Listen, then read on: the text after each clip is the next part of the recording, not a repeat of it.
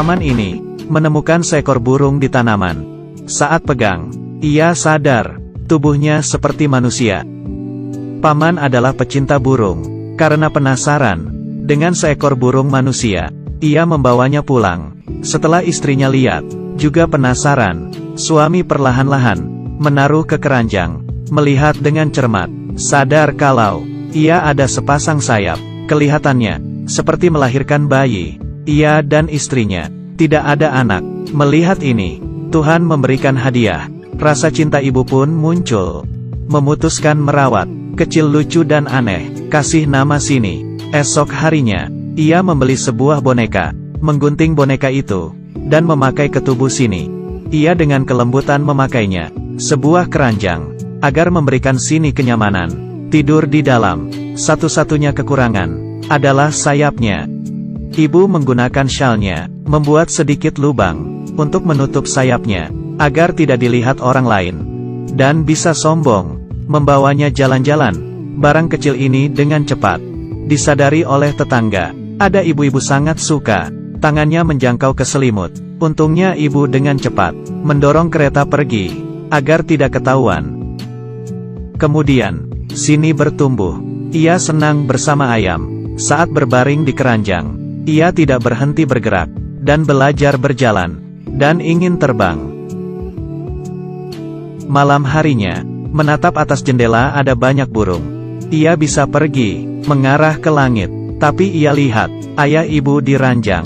Ia menyerah dengan mimpinya, berbaring di tengah mereka, dan tidur. Hari ini Sini dan sekelompok ayam dengan senang mengeluarkan suara. Setelah ibu melihatnya, merasa anaknya akhirnya bisa belajar bicara, tapi mau bagaimana ia mengajar.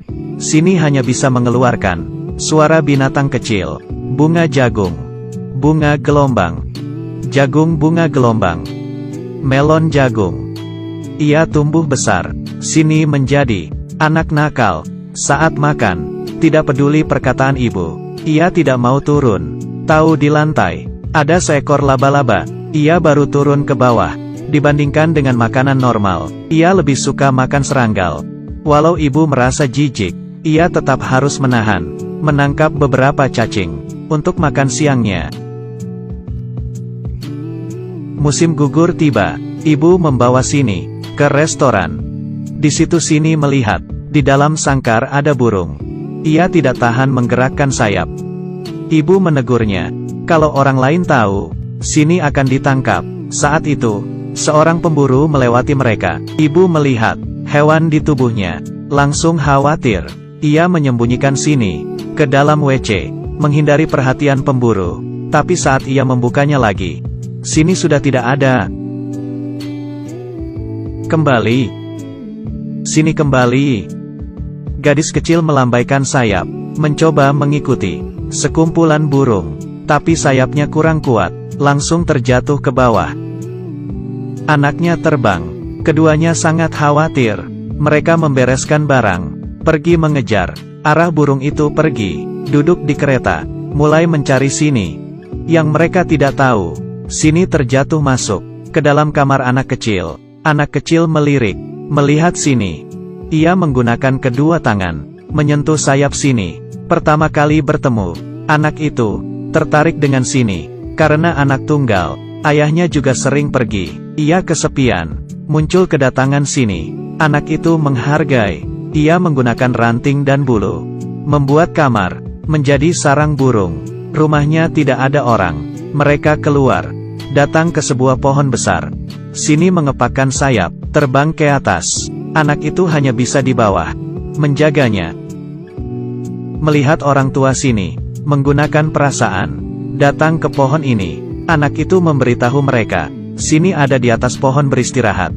Saat ayah naik dan tahu Sini sudah tidak ada, anak itu tidak mudah menemukan teman. Ia khawatir, memutuskan ikut paman bibi mencari Sini. Saat itu, Sini sedang terbang, mengejar sekumpulan burung. Tapi mereka terbang menabrak Sini.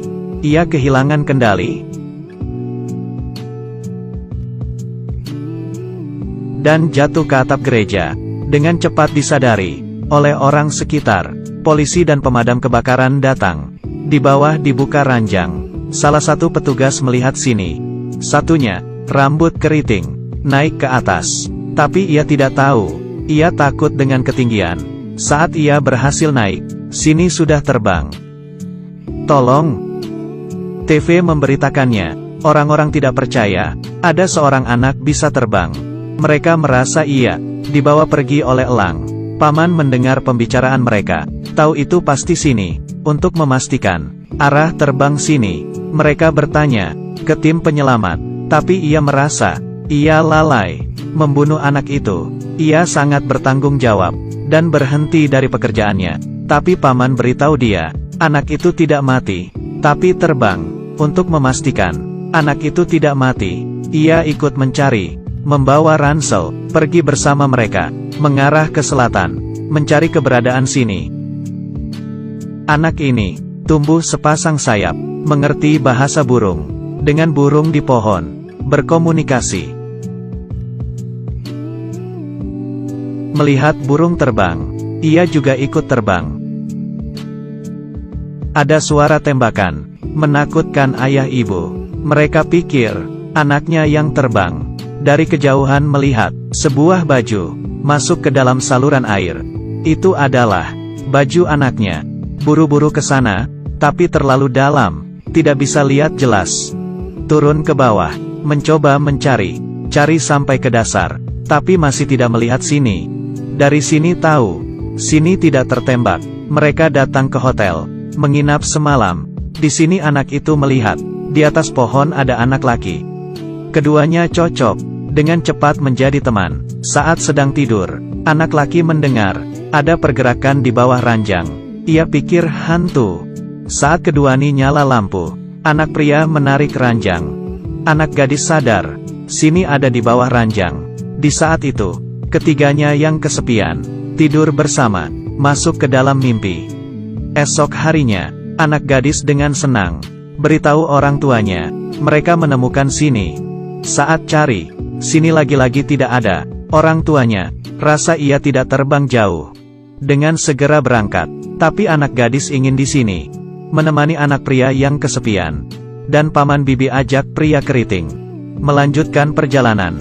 Di tengah jalan, pria keriting kelelahan, tidak lanjut, berpisah dengan orang tua sini. Malam itu, saat ia sedang tidur, tanpa sadar, ia terjatuh ke bawah, melihat sini di atas pohon. Ia mencoba melupakan ketakutannya, naik ke atas, menolong sini, mengobati sayap yang terluka, mengikatnya. Esok harinya bertemu orang tua sini, dengan senang, kasih kabar baik. Ibu tidak terlalu senang, selalu orang lain yang menemukan anaknya. Kenapa? Anaknya sendiri, ia tidak bisa ketemu. Suaminya dengan wajah khawatir, karena sekitar adalah laut. Anaknya terluka, bagaimana bisa melewati laut? Ke arah selatan, keduanya naik motor, mengikuti, sini terbang. Sebelum ia melewati laut, ia sudah terbang. Tapi mereka telat. Saat mereka sampai, sini sudah terbang di atas laut. Mereka hanya duduk di pinggir pantai, saling menenangkan, melihat anaknya pergi. Walau tidak rela, tapi harus bisa menerima kenyataan. Saat mereka ingin kembali, ayah merasakan sesuatu, berlari ke laut. Ternyata, karena kurangnya kekuatan fisik, sini jatuh ke laut.